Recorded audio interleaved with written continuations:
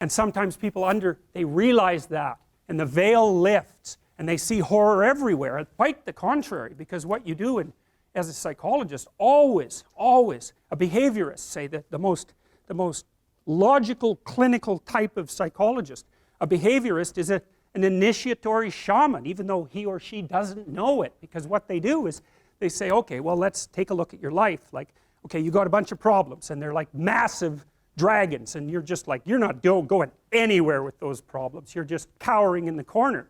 And what the behavior therapist does is cut that dragon into those little dwarfs until the dwarfs are small enough so that you can really kick the hell out of them.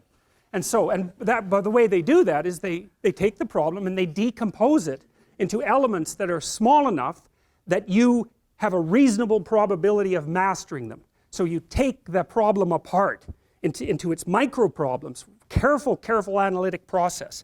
And then you think, okay, well, how could we progress a little bit this week? And some of that is to practice facing things you're afraid of. So like if you're agoraphobic and you can't get on an elevator, you can't get on a taxi, and you can't stand up to your husband, and I'm saying husband because most agoraphobics are women, most of them are middle-aged women, and most of them were too dependent for most of their life.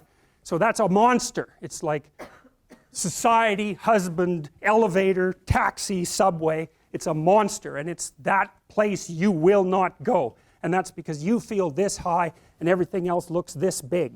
You're afraid of being trapped inside there in the dark alone, not knowing if anyone is going to rescue you, stuck there with your damn imagination, freaking out. You're not teaching them that the world isn't dangerous, because that's a stupid thing to teach someone. Bloody right, the world is dangerous. It's terrifying.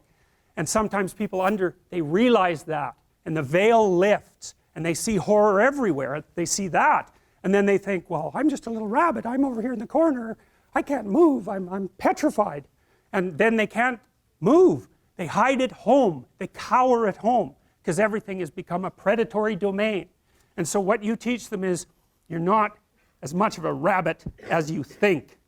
And part of that is that you help them grow some teeth so that they can go home and have that fight with their husband that they should have had 25 years ago. And it happens very frequently with agoraphobic clients, that you get them so they can go on the damn elevator, and they can go on the subway, and they can take a taxi, and maybe they learn to drive. And what she finds out is there's a hell of a lot more to her than she thought. And that's really what happens when you do behavior therapy with someone who's agoraphobic. It isn't really that they get less afraid, it's that they get braver. That's way different.